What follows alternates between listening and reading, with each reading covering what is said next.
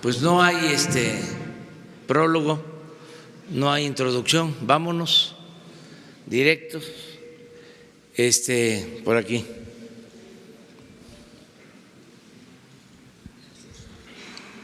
Nos vamos con prisa por la gira. Vamos hoy a Cadereyta y a Monclova y hacemos una gira por Coahuila todo el fin de semana. Gracias, señor presidente. Nancy Rodríguez, de Oro Sólido. Hace unos días usted nos comentó que nos iba a dar a conocer a todos estos nombres de franquiciatarios o concesionarios de las gasolineras, incluso a estos que tienen hasta 500 concesiones. ¿Cuándo va a ser esto? Y también quería preguntarle qué tipo de modelo de negocio tienen, si es franquicia o concesión, porque se manejó mucho tiempo franquicias Pemex, entonces debe de tener un plan regulador en cuanto a su forma de operar y sanciones si no se cumplen. Y también, ¿quiénes pueden ser concesionarios? Ahora con el cambio de gobierno, ¿podrían ser concesionarios, por ejemplo, un grupo de campesinos, un grupo de indígenas?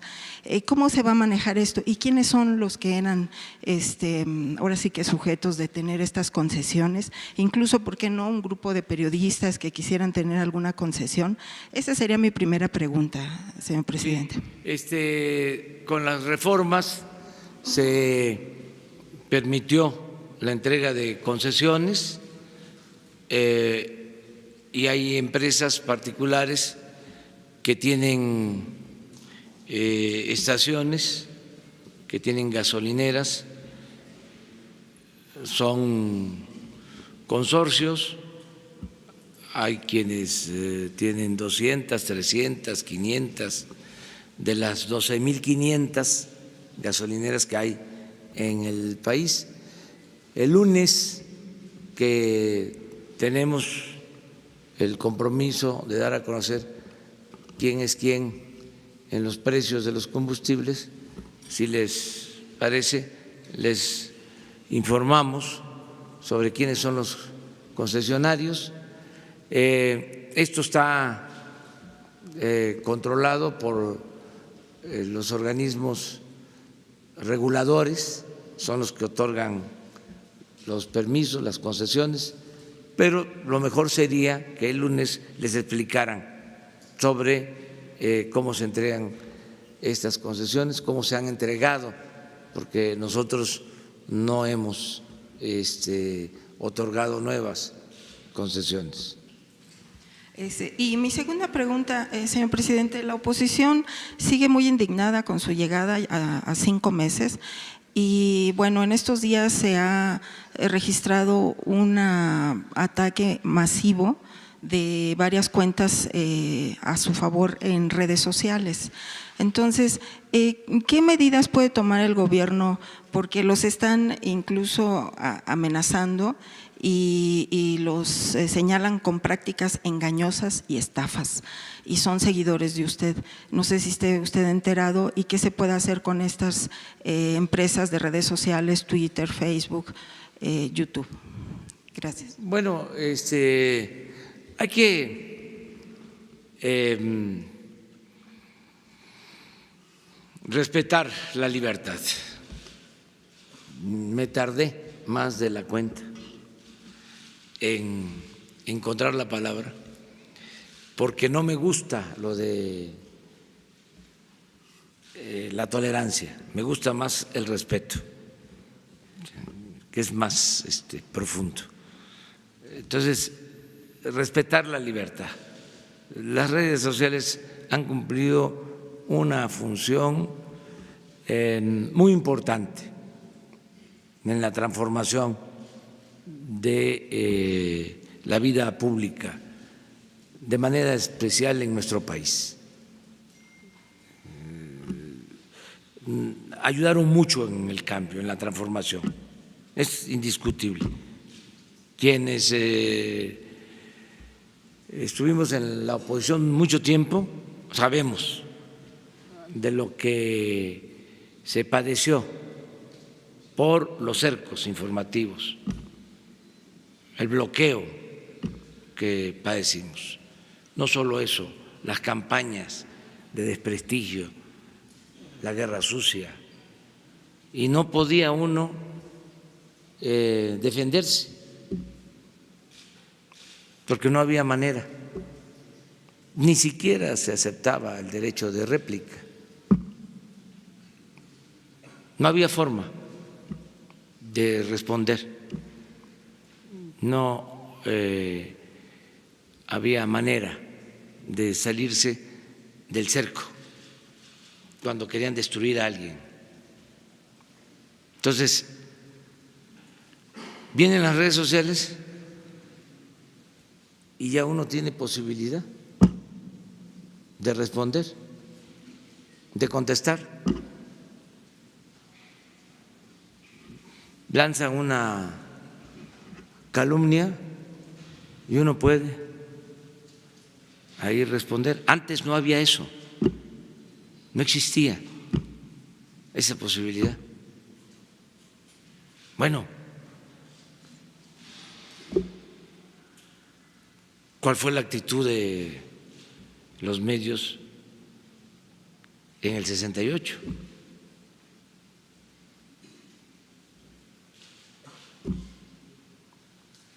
Y así, en otros casos, era obedecer y callar. Y no había garantía para la libertad de expresión, que por cierto, el día de hoy es el Día de la Libertad de Prensa. Qué bien que estamos tocando este tema. Entonces, las redes ahora permiten que todos participen y den su opinión. Lo que ha venido sucediendo en los últimos tiempos es de que se está comercializando la libertad de expresión. Se venden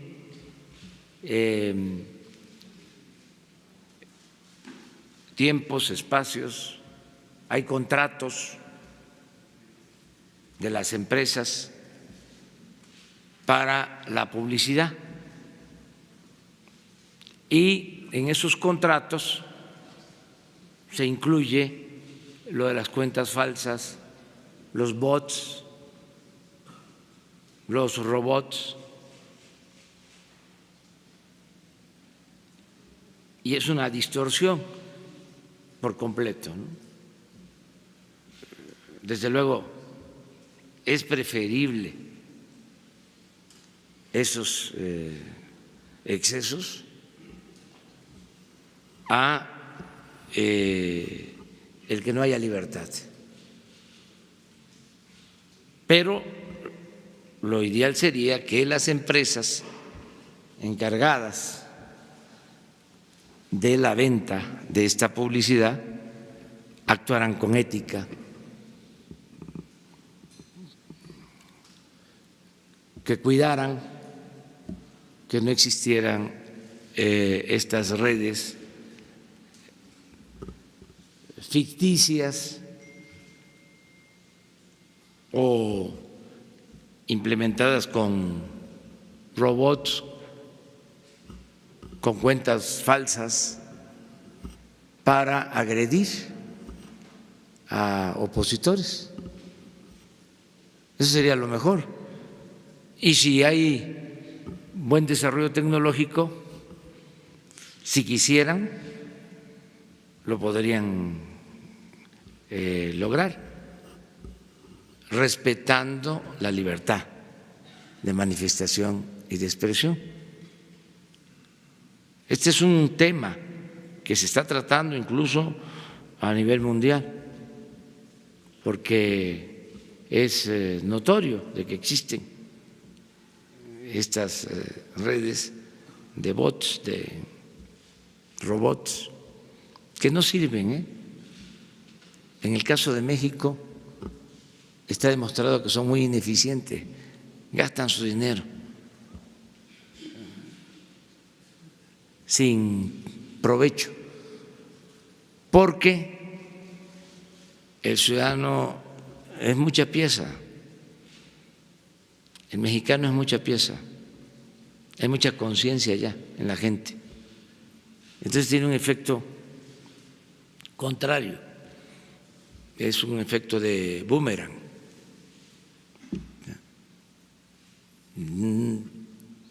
No pasa mucho tiempo y se sabe.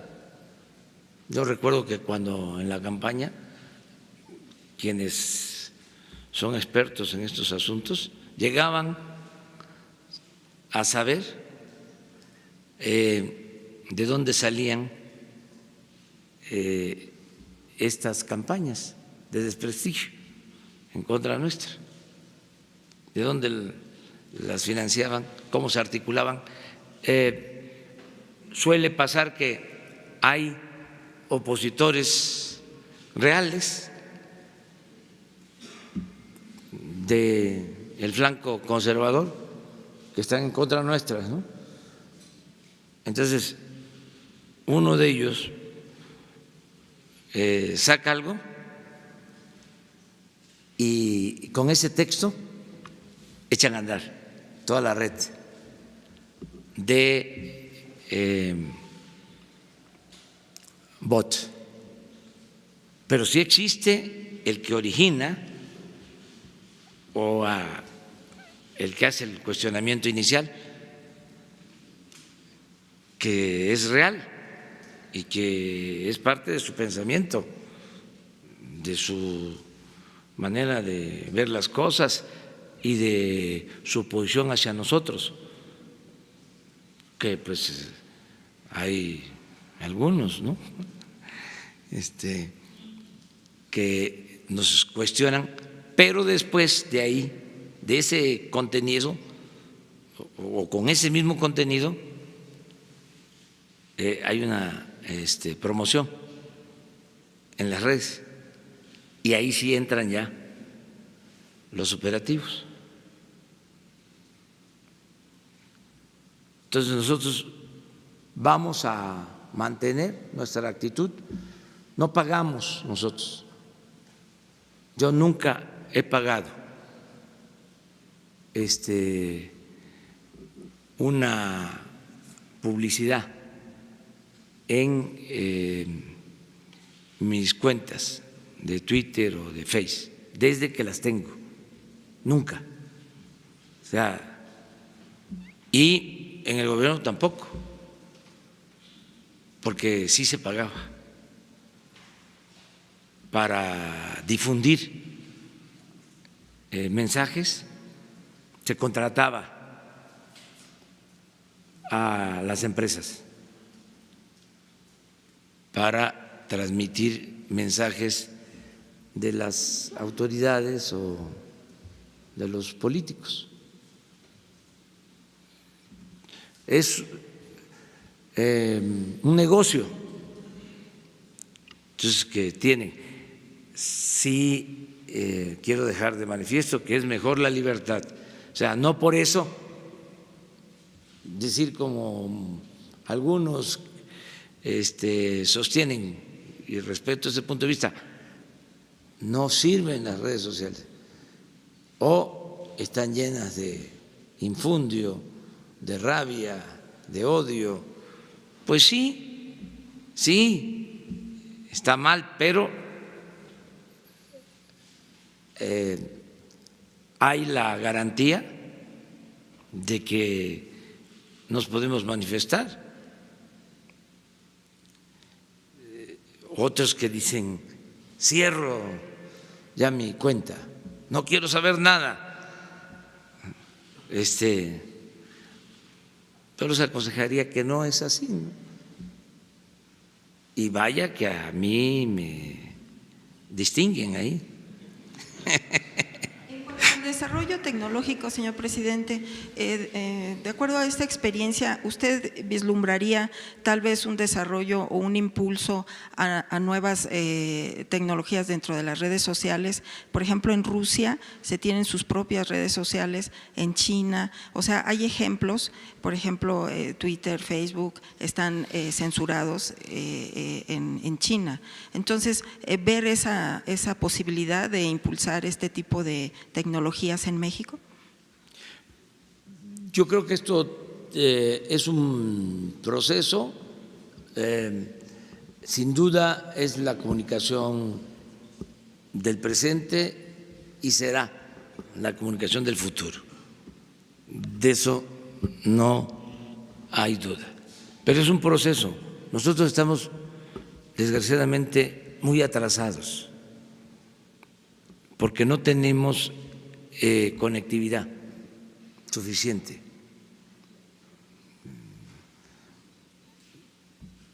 Algún día vamos a hacer un análisis aquí para que todos conozcamos el nivel de atraso que tiene el país en cuanto a comunicación por Internet y por telefonía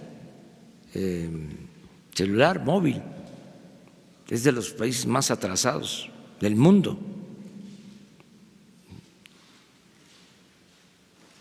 Entonces, lo que necesitamos primero pues es conectarnos, que ese es el compromiso que tenemos, que haya comunicación en todo el territorio, Internet en todo el territorio. Eso lo vamos a cumplir. Entonces, para eso estamos optando por dos caminos. Uno, el que podamos otorgar una concesión de las redes, de las líneas de la Comisión Federal de Electricidad, que llegan prácticamente a todo el país. Se tienen 50,000 kilómetros de fibra óptica y que una empresa pueda dar servicio en donde no hay comunicación, a pesar de que han hecho reformas a la Constitución, pero como predomina el lucro sobre el servicio social, sobre la comunicación, entonces las empresas se concentran en las ciudades y por eso en el 75% del territorio no hay comunicación, no hay conectividad. Entonces, lo primero es, a ver, damos la concesión para que se use esa red de comunicación de larga distancia y que el que obtenga la concesión pueda instalar lo que llaman la última milla para llegar a los domicilios y que pueda cobrar por el servicio a particulares y que el gobierno, en contraprestación por dar la concesión de la línea de la Comisión Federal de Electricidad, reciba el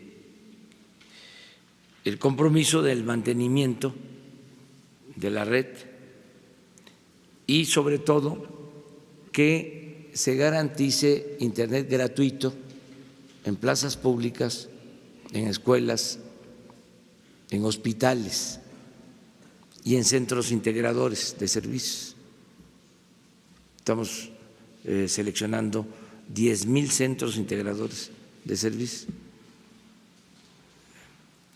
para que podamos también tener posibilidad de pagar con tarjeta, que se pueda tener una sucursal bancaria en las comunidades más apartadas y que no se tenga que pagar en efectivo. Me refiero a los apoyos que el gobierno está destinando a la gente, a las zonas más apartadas. Entonces, eso es primario. Hace poco se presentó un plan en donde ya se pueden hacer operaciones por teléfono. Sí, pero eso es muy limitado. Ya se habla de la era de la robótica, de que todo va a estar automatizado. Sí, pero es una parte. Desgraciadamente, nuestro país no tiene la comunicación elemental, fundamental. En todo el territorio de Oaxaca solo se pudo comunicar por teléfono en el 3% del territorio de Oaxaca. Es un gran atraso, es tache a los gobiernos y a los que han recibido concesiones. Era lo que les comentaba también en una ocasión de por qué, entre otras razones, se nacionalizó la industria eléctrica. Un argumento de Ortiz Mena fue: ustedes, los empresarios, pues buscan hacer negocio y van a electrificar en donde puedan cobrar. No van a electrificar los pueblos más apartados, no van a invertir porque no les va a resultar rentable. Pero el Estado tiene una función social. Entonces, fue la Comisión Federal de Electricidad la que electrificó el país. Por eso el 95% del territorio está electrificado. Es algo parecido lo que tenemos que hacer para que haya internet en todo el país. Bueno, les hablaba yo de la opción de la concesión, pero si no les importa, si se declara desierta la convocatoria, pues entonces no descartamos la creación de un organismo del Estado mexicano para garantizar la comunicación, porque si logramos comunicar a todo el país con internet, va a ser un avance importantísimo, toda una revolución. Ese es el propósito. Muy bien, vamos. Los dos. Gracias. Buenos días, presidente. Daniela Barragán de Sin Embargo. El día lunes usted compartió la información de la consulta pública que avala la construcción del nuevo aeropuerto, pero sin embargo hay otros dos municipios que también colindan directamente con la base aérea que han expresado su oposición al proyecto, y no por un tema de tierra sino de agua. Estos dos municipios actualmente tienen solamente la mitad del día agua, y como pueblos originarios también piden que se respete sus sistemas comunitarios.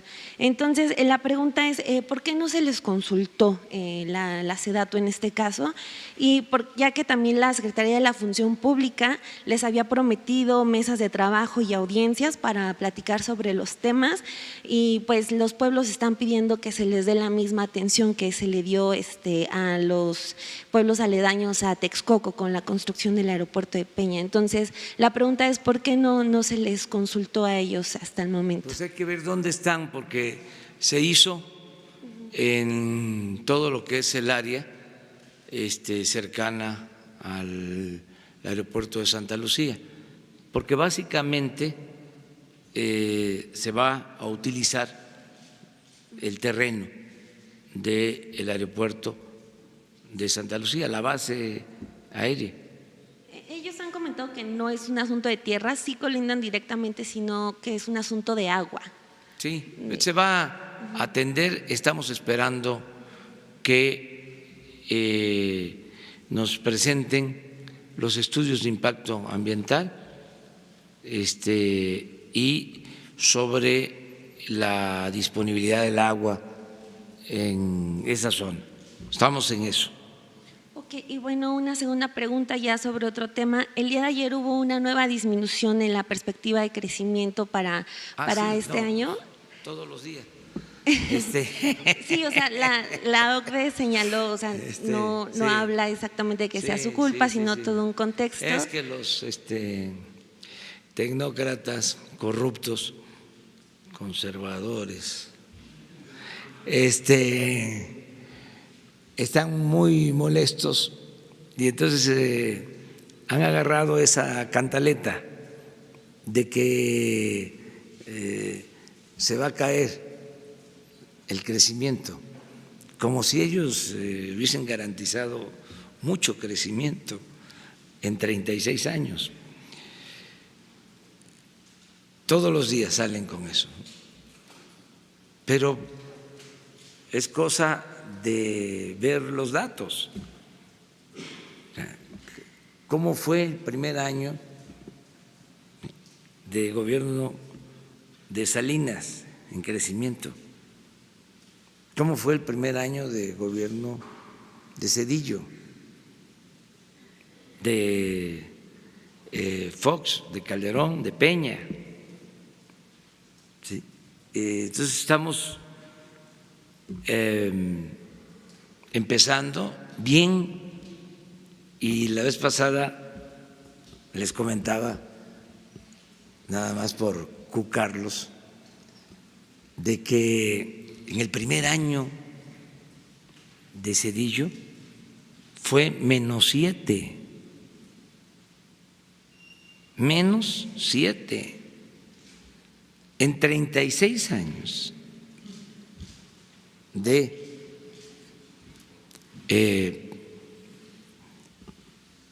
política neoliberal, 3 crisis. No se cayó por completo la economía, 3. Entonces no tenemos, toco madera. Entonces estoy contento que no vamos a crecer al 2, dicen. Ayer dicen al 1.5. Todavía no termina el año. Todavía vamos a esperar. Ya tenemos hasta una apuesta. Les vamos a ganar en sus pronósticos, y les vamos a ganar, se los repito, porque hay una variable, como ellos mismos dicen en su lenguaje tecnocrático, que ahora nos ayuda mucho. Ya no hay la corrupción que existía cuando ellos gobernaban. Entonces, cuando hay corrupción, no hay crecimiento, o se afecta mucho el crecimiento. Entonces, todos los días están. Ayer, y esto lo digo de manera muy respetuosa, porque no es culpa de una compañera, me hicieron una pregunta, me quedé yo con la duda aquí. Oiga, en el plan de desarrollo, palabras más, palabras menos, me preguntaron, ustedes dicen que van a haber beneficios hasta dentro de 20 años. Me quedé con eso y contesté de que en el epílogo al final hablo de cómo veo el 2024 y que vamos a estar creciendo, como lo hemos dicho, en promedio en el sexenio 4%, y que vamos a combatir la pobreza y vamos a bajar la incidencia delictiva a la mitad de lo que había en el 18, pero me quedé con lo de los 20 años. Pues resulta de que en los anexos del plan hay un texto que habla de que en los próximos 20 años se va a consolidar una forma de vida caracterizada por la justicia y por el desarrollo. En los próximos 20 años se va a consolidar. O sea, a partir de ahora, no es hasta dentro de 20 años. Pero la culpa, porque esto lo aclaró Hacienda ayer, le pedí al secretario de Hacienda que lo aclarara, no es de la compañera que hizo aquí la pregunta, sino quienes hicieron la nota en el periódico, que no voy a mencionar por respeto, pero una manipulación completa, porque no es lo mismo decir va a haber desarrollo en los próximos 20 años, durante todos estos 20 años, a decir va a haber desarrollo, ¿sí?, hasta dentro de 20 años. O sea, volaron, pero bastante, una gran distorsión. Entonces tiene que ver con esto, que el Banco de México dice,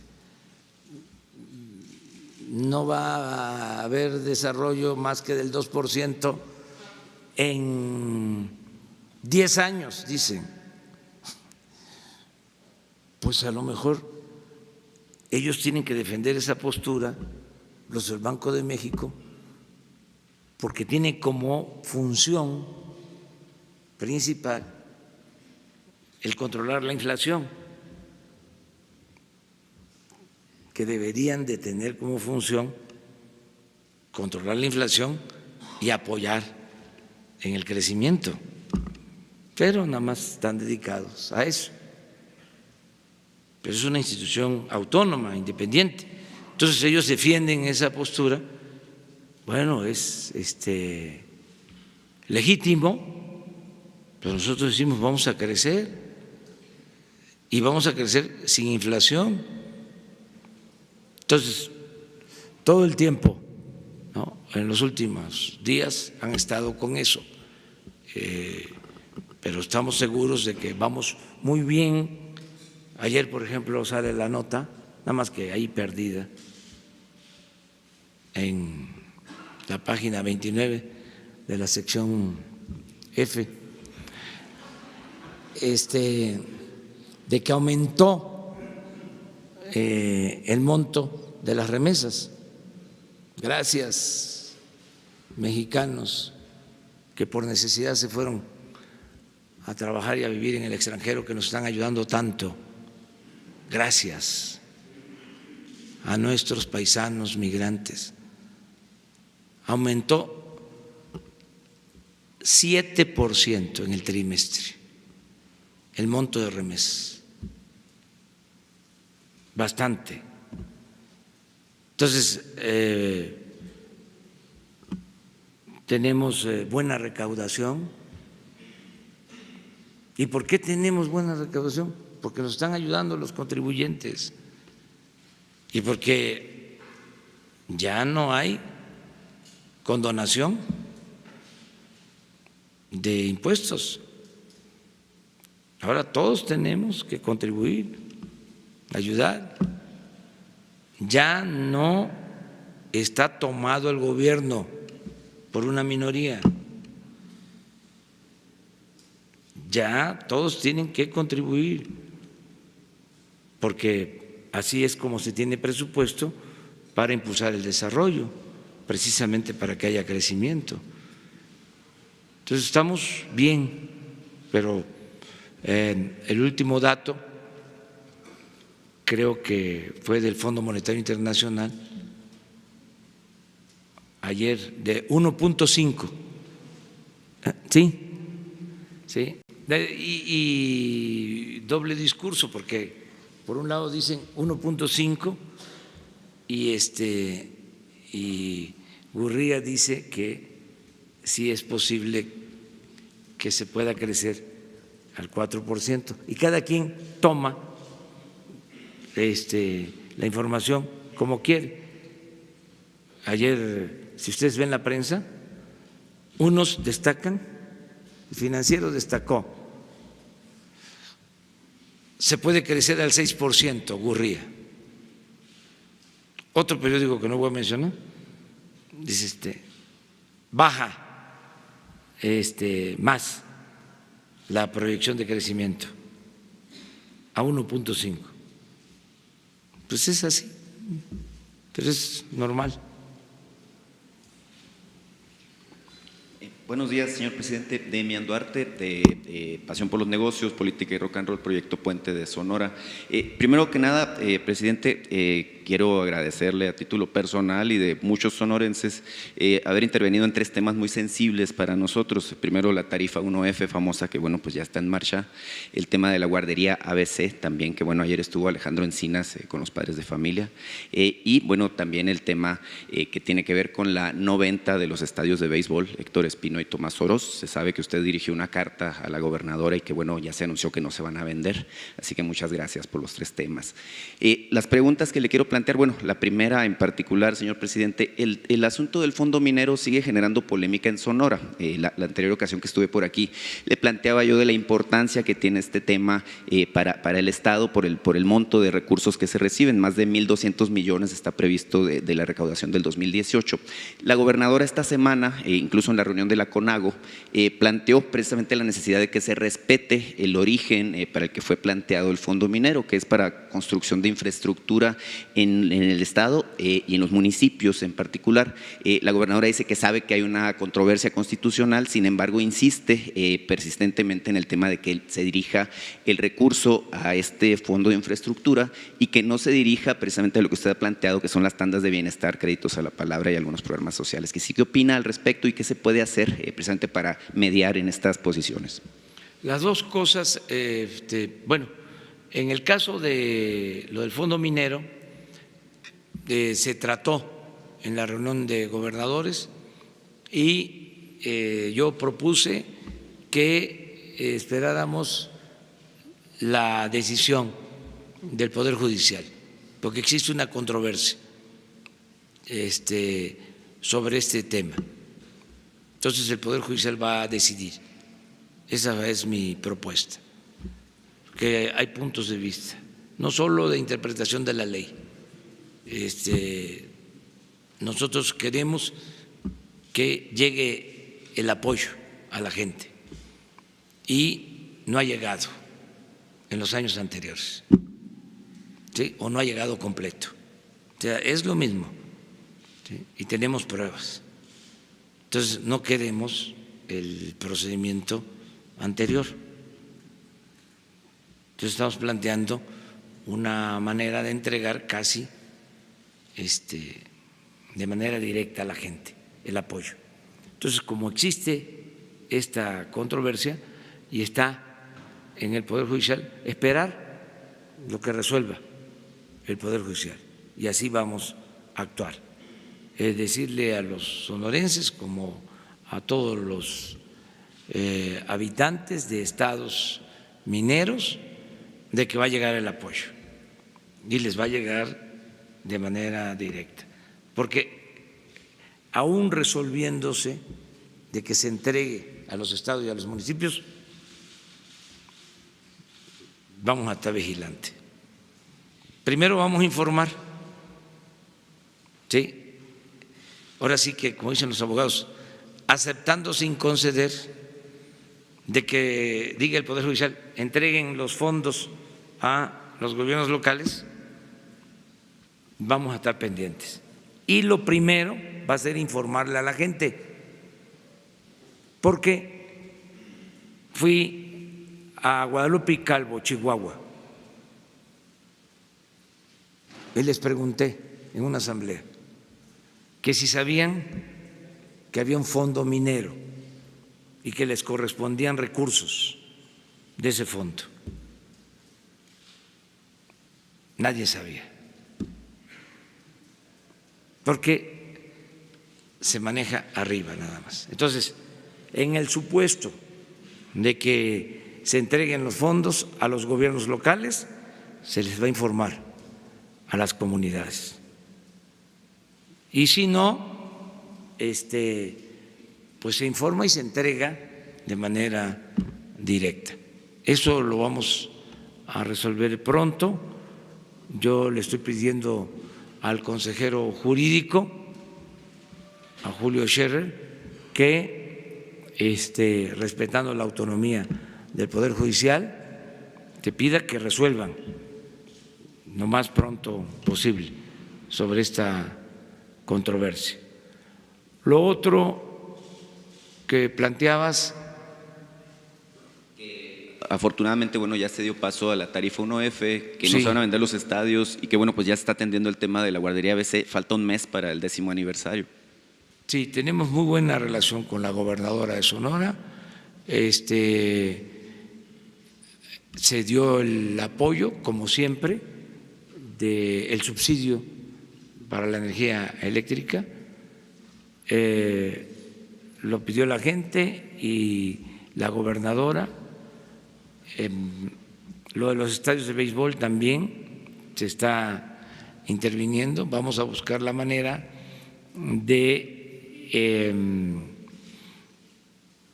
utilizar espacios de los estadios sin dejarlos de ocupar para el béisbol, pero como son terrenos, sobre todo en Obregón y también en Hermosillo, son superficies grandes, podemos construir algo, ¿sí?, de modo que podamos recuperar recursos, ¿sí?, de lo que se va a invertir, de lo que se le tiene que entregar al gobierno de Sonora, para que a su vez, ese es el informe que tengo, se apoye el fondo de pensiones de trabajadores. O sea, ese es el plan. Entonces, no rematarlos, ¿sí?, y echarlos abajo para hacer todos los espacios estos, los dos estadios, en plazas comerciales, sino mantener los estadios y utilizar una parte del terreno para fraccionar y sacar recursos y mantener los parques de béisbol. Entonces, eso se logró con la gobernadora, es un acuerdo. Ahí tenemos pendiente el terminar la carretera. Ahí pues ofrecemos una disculpa y reconocemos que no se va a cumplir. Yo dije para abril o para mayo y me están diciendo ahora que va a ser para junio, porque nos quedó mal una empresa. Ya falta un 5%, de acuerdo al informe, pero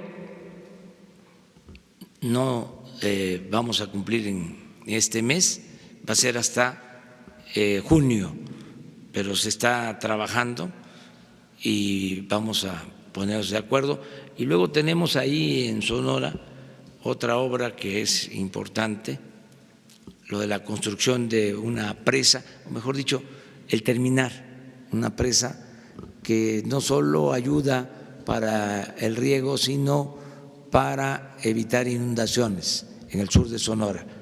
Entonces, estamos trabajando con la gobernadora, como estamos trabajando con todos los gobernadores, para darle continuidad a las obras. Sí, señor presidente, si me permite una segunda pregunta, es sobre un tema muy particular del Alto Golfo de California. Usted sabe que incluso hay condiciones de reserva ambiental en esa zona. Sin embargo, los pescadores de la zona tienen una serie de problemas y limitaciones precisamente por el tema de la reserva.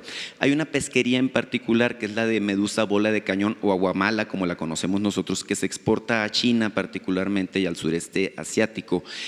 Hay una serie de restricciones aplicadas por la COFEPRIS que no les ha dado o no les ha permitido exportar este producto que nosotros no consumimos y que además lo consideramos normalmente un problema en nuestras playas, precisamente para que se comercialice. Es una pesquería que vale cerca de 300 millones de pesos. Los pescadores, bueno, han estado incluso ya con el comisionado de COFEPRIS y no han obtenido una respuesta. Saber si es posible que Presidencia intervenga en esto. Usted planteó en la campaña que los recursos del mar son para utilizarlos y para impulsar el desarrollo del país de manera responsable. Simplemente, bueno, saber si existe alguna posición al respecto. Muchas gracias. Estamos atendiendo esta demanda, tanto la Secretaría de Agricultura, de la Secretaría que depende de Pesca, y la de Medio Ambiente. Están trabajando ahí para resolver el problema. Han habido incluso enfrentamientos, ha sido una situación muy difícil. Tenemos que buscar el equilibrio entre la captura, la pesca y la protección a especies que están en vías de extinción. Eso es lo que se está procurando ahí, con acuerdos, buscando la forma de que haya acuerdos. Hay el comercio ilegal, ¿sí?, de especies que en efecto en otros países son muy demandadas y que significan mucho dinero, pero estamos ya trabajando sobre eso. Qué bien que lo plantea, porque me están viendo, me están escuchando seguramente el secretario de Agricultura, el comisionado de Pesca, la secretaria de Medio Ambiente, para que tengamos seguimiento, para que se le dé seguimiento a este problema, que no se deje. Por eso es muy importante el estar aquí. Hay un dicho que aplica bien en estos casos y en todo lo que tiene que ver con el gobierno. Problema que se soslaya, estalla. O, dicho de otra manera, es mejor prevenir que lamentar. O sea, no dejar los asuntos sueltos. Los dos. Perfecto. Buenas tardes. Buenos días, señor presidente. Es un medio local de Baja California Sur. Estuve en reuniones anteriores y usted precisamente hablaba de la ley de austeridad. ¿La ley de austeridad solamente aplica para el gobierno federal o también para los gobiernos morenistas o incluso para otros estados, aunque no sean de de Morena, ¿no? Y lo digo porque usted decía que no se compraran más unidades, simplemente patrullas, ambulancias y demás. Caso contrario que está pasando en Los Cabos con la presidenta municipal Armida Castro, es que se adquirieron 200 unidades en renta, se adquirieron automóviles blindados, hay represalias cuando haya una manifestación y usted dijo que las represalias en su gobierno jamás van a estar. Para hablar de temas de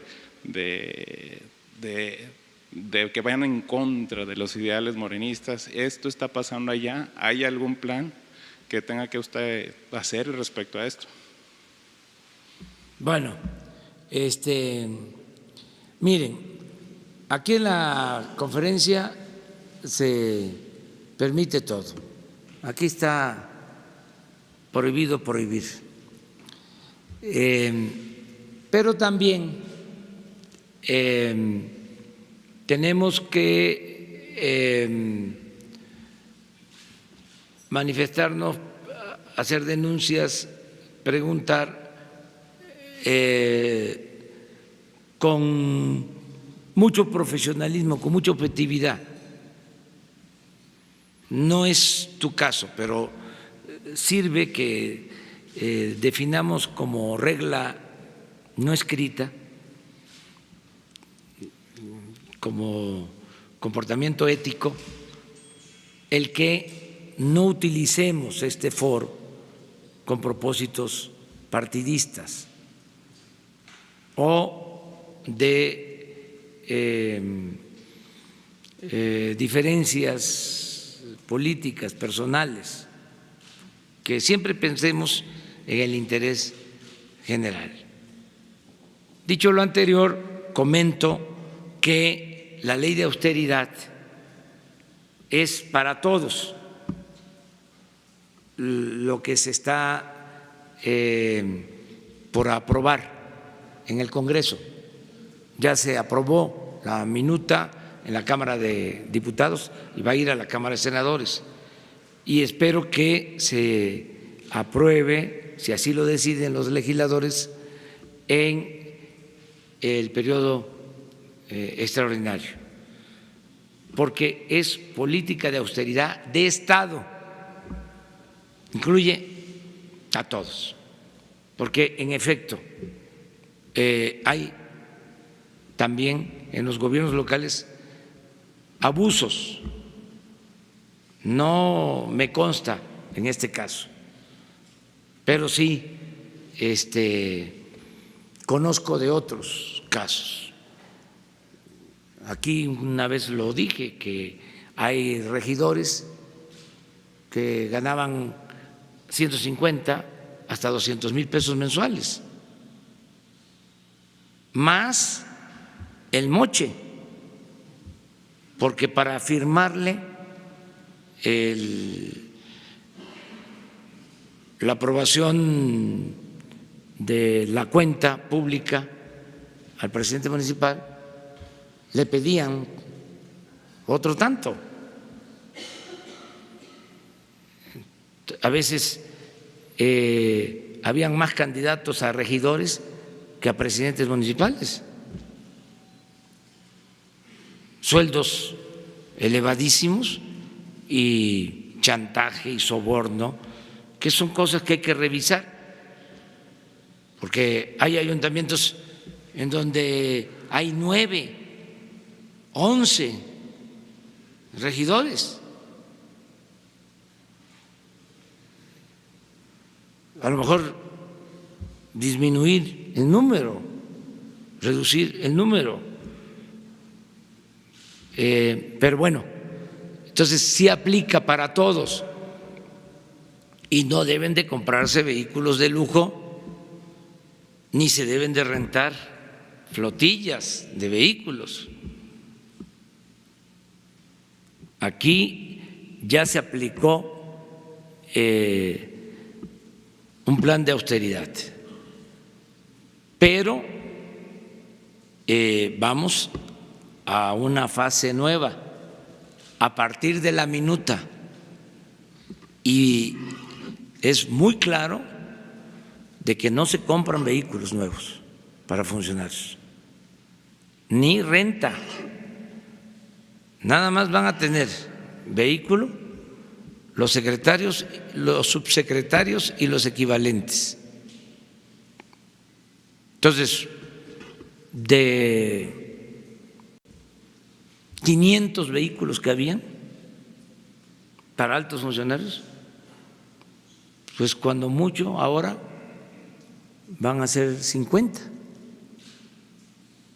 Entonces, 450 vehículos menos. Imagínense el ahorro nada más en gasolina. El caso de los compañeros choferes, lo mismo. Solo van a tener choferes, secretarios y subsecretarios o equivalente. Entonces, todo eso va a significar más ahorros. Dimos la instrucción desde el inicio del gobierno que se suspendían las plazas que había creado Calderón, algo que se llama o se llaman direcciones adjuntas, que crearon muchísimas. Pues resulta que hicimos la revisión y están ocupadas, no todas, pero pensando de que se me iba a olvidar. Ya saben que yo soy perseverante. Entonces, se quitan todas.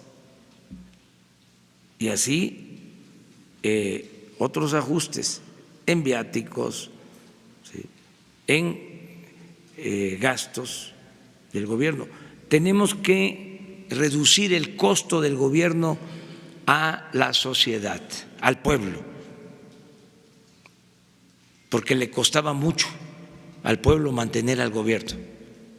Siempre lo decía y lo repito, era un gobierno mantenido y bueno para nada.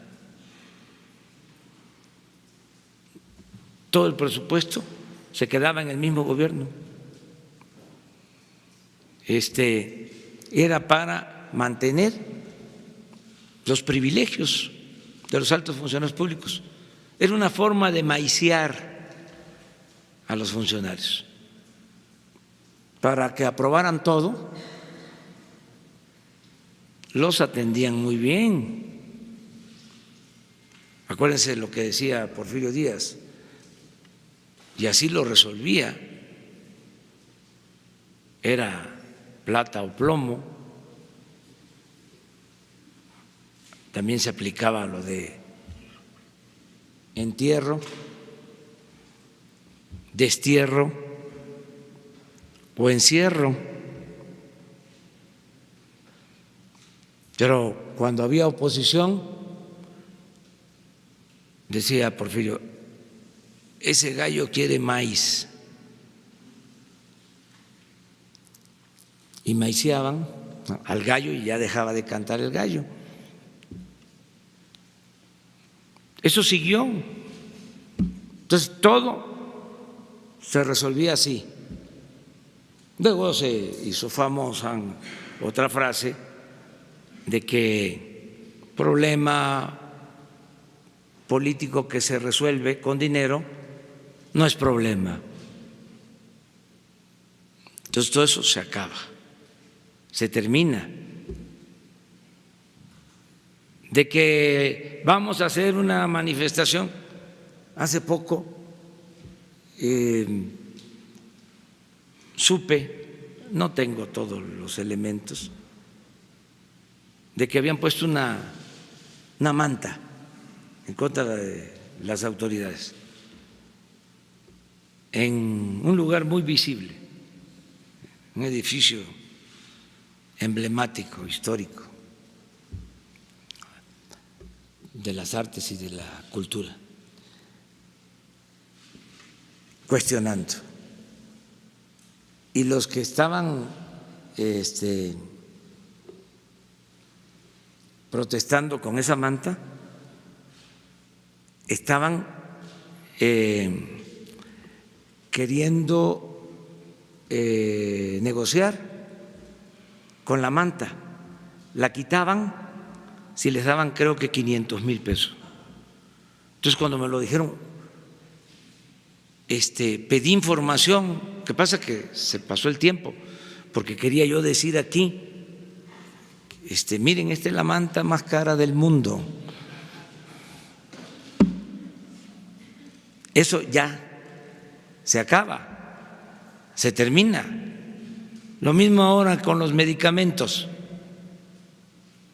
y así con otras cosas, que no quieren vender los medicamentos, que porque quieren poner condiciones. Yo los exhorto a los proveedores de que actuemos con honestidad y que no estén queriendo jugar a las vencidas, porque no van a faltar los medicamentos, los vamos a comprar en cualquier país del mundo, que es mejor que se entienda que ya no vamos a permitir la corrupción en lo de la compra de los medicamentos, que los políticos no tienen nada que hacer vendiendo medicamentos y que ya no va a haber sobornos en la compra de medicamentos, ni en la compra de papel, ni en la compra de los alimentos, ni en las obras, ni en nada. Se acaba la corrupción. Y que no quieran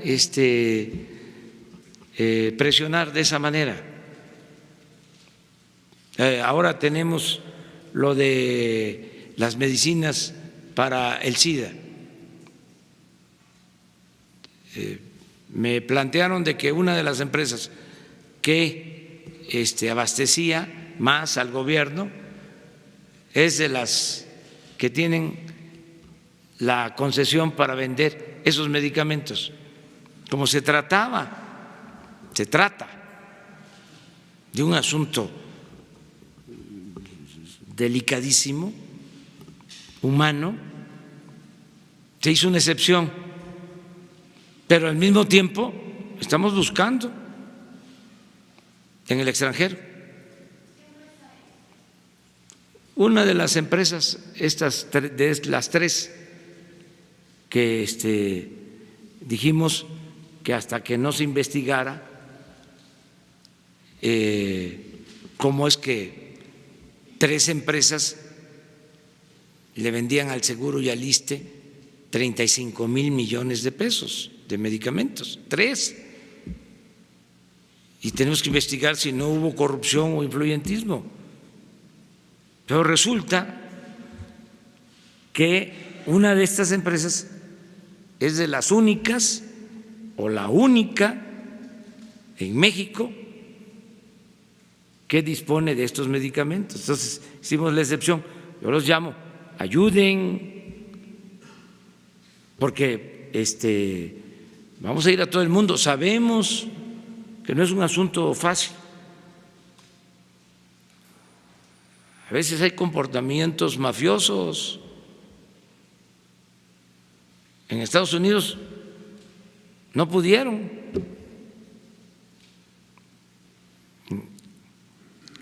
Con este asunto de las medicinas.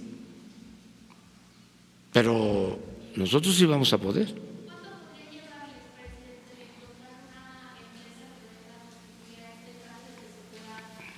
Ya se está resolviendo, porque incluso hay opciones con la misma comunidad que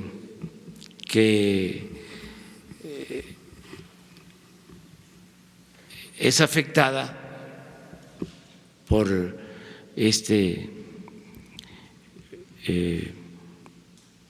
problema de salud. Ellos tienen opciones, tienen alternativas, nos están ayudando. Ya estamos buscando. No, todavía no se ha firmado, no tengo información, pero cuando me plantearon a mí de que teníamos que hacer una excepción porque era un asunto humanitario,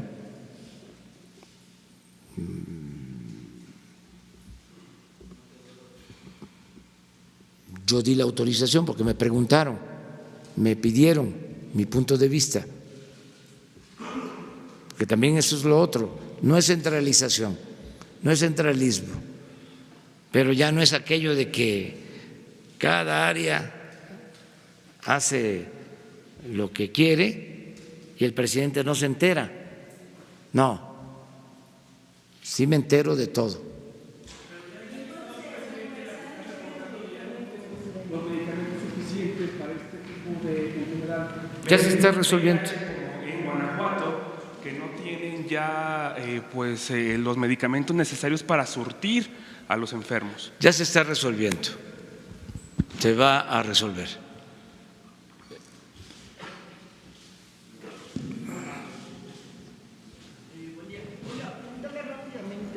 Se cumple hoy una semana del despliegue ya de la Guardia Nacional en Minatitlán.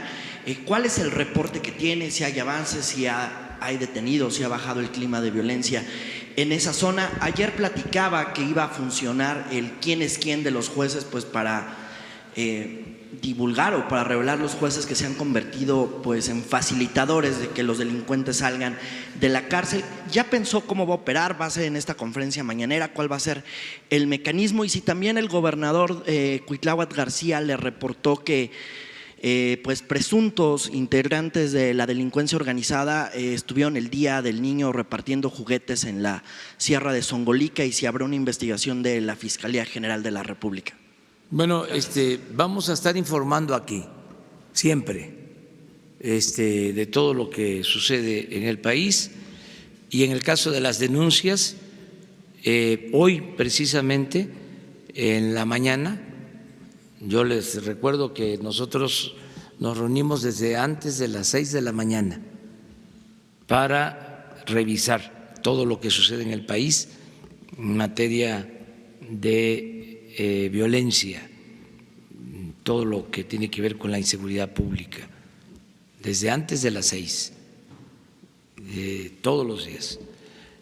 Y además de ver el comportamiento de la incidencia delictiva, donde se cometen homicidios y robos, y qué tenemos que hacer. Además de eso, vemos temas especiales, y hoy vimos el número de denuncias que se han presentado a la Fiscalía General sobre delitos cometidos, las denuncias que ha presentado el Ejecutivo a la Fiscalía. Entonces se hizo la revisión y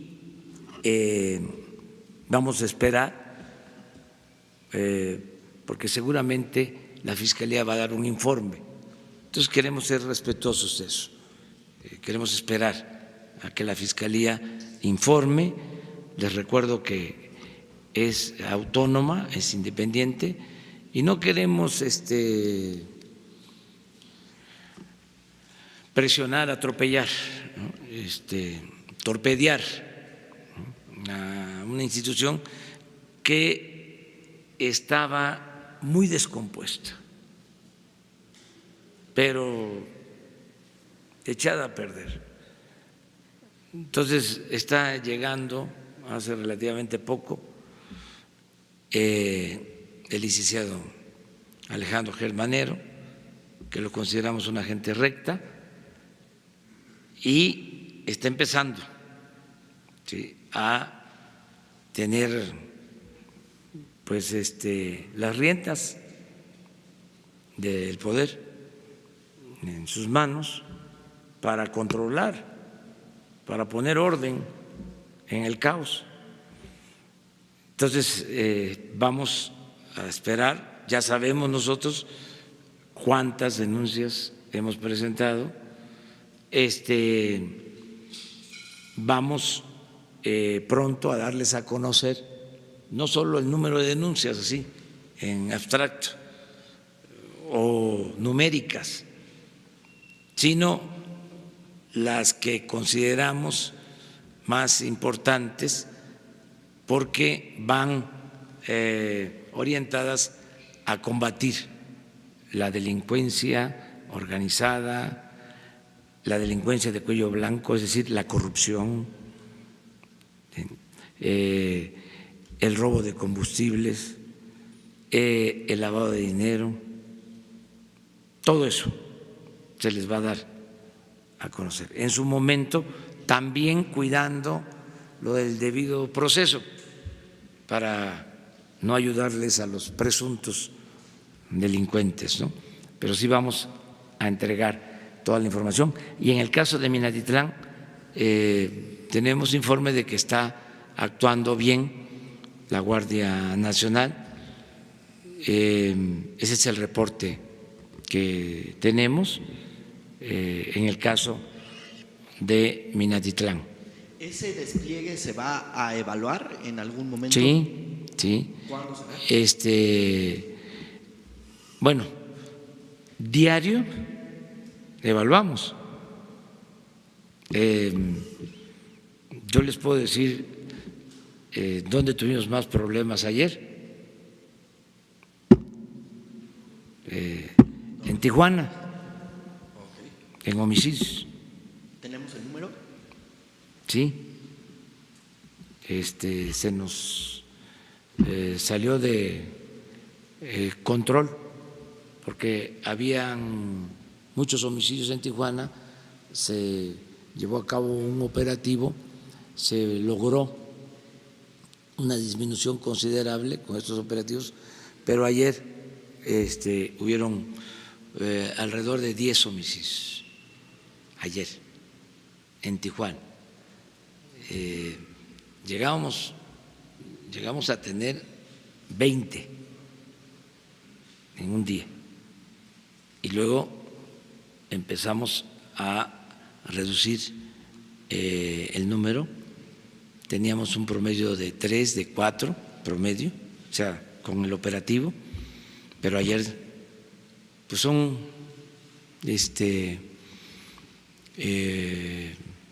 circunstancias que se presentan, pero todos los días sabemos qué está pasando.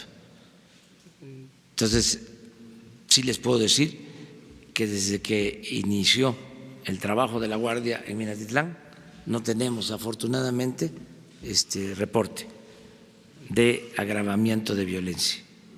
Ok, oiga, y entonces para entender el caso de los jueces que se conviertan en cómplices de delincuentes, los vamos a conocer en este mismo espacio. Es lo mismo, ya se habló, con todo respeto, con las autoridades del Poder Judicial, con el presidente de la Suprema Corte y se acordó que ellos van a actuar de manera soberana, libre, independiente, pero ya recibieron nuestra preocupación, que yo ni siquiera le llamaría queja, para que atiendan este asunto sobre el comportamiento de jueces, de magistrados. También hay algo que debemos de subrayar o destacar. No solo son jueces del Poder Judicial de la Federación, son también jueces de los gobiernos estatales. Yo les comentaba de lo de Jalisco y resultó de que era un juez local el que dejó salir al delincuente, que dejó, mató al policía. Así es, sí. Y la información que nos habían dado era de que se trataba de un juez federal. Entonces, se tiene pensado hacer una reunión también, buscando ser respetuoso de la independencia de los poderes con los representantes de los tribunales de justicia de los estados. Una reunión que la va a convocar en términos de cooperación la secretaria de Gobernación, Olga Sánchez Cordero, para hablar sobre este tema. Que hagamos causa común, un frente, para no permitir la impunidad y que nos unamos todos, para que si hay un presunto delincuente que no tenga posibilidad de ser liberado por corrupción o utilizando como pretexto de que está mal integrada la averiguación. Yo a veces sostengo de que cuando está mal integrada una averiguación, se podría plantear, en vez de manera apresurada, ordenar la libertad, una reposición del procedimiento. A ver, si se trata de gente que tiene antecedentes penales, como suele pasar en casos de la delincuencia, entonces, a ver, ¿por qué está mal integrado? ¿O no puedes probar? Dar tiempo. No por una cuestión técnica o de procedimiento se favorezca la impunidad. Es un asunto de criterio. Claro que un abogado ortodoxo me va a decir usted no sabe nada de leyes, ¿no? Pero no es un asunto nada más de leyes, es de sentido común, que es el menos común de los sentidos. Entonces, hay forma. Lo importante es que ya nos estamos poniendo de acuerdo para que no haya impunidad. Lo planteó ayer la secretaria de Gobernación y ya está haciendo la convocatoria. Desde luego se tiene que hacer a el Poder Judicial de los estados y desde luego con el apoyo de los gobernadores que participen, que ayuden, y lo mismo en el caso del Poder Judicial Federal. Me tengo que ir, si no ya no llego.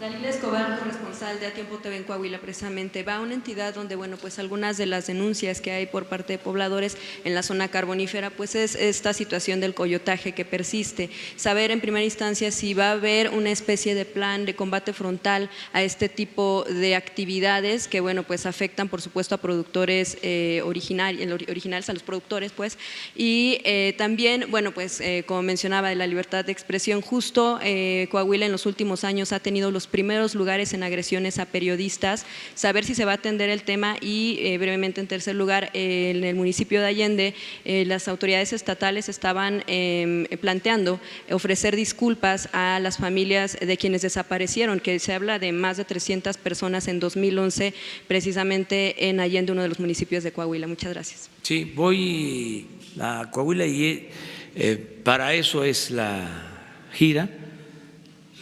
Solo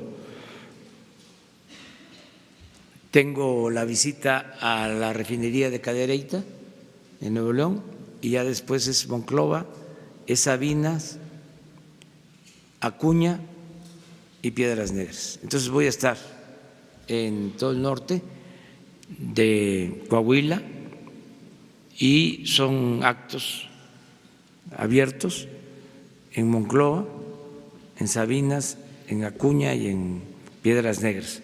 Piedras Negras vamos a combinar la información a la gente sobre las acciones del gobierno con la conmemoración del 5 de mayo, el domingo, de la batalla de Puebla. Pero sí vamos a eso, a recoger los sentimientos de la gente y a escucharlos. ¿El gobierno federal se sumaría a este ofrecimiento de disculpas para las familias para quienes desaparecieron en 2011? Sí, desde luego, eso fue horroroso lo que pasó en Coahuila en ese entonces, en Allende y en el penal de Piedras Negras, ¿sí?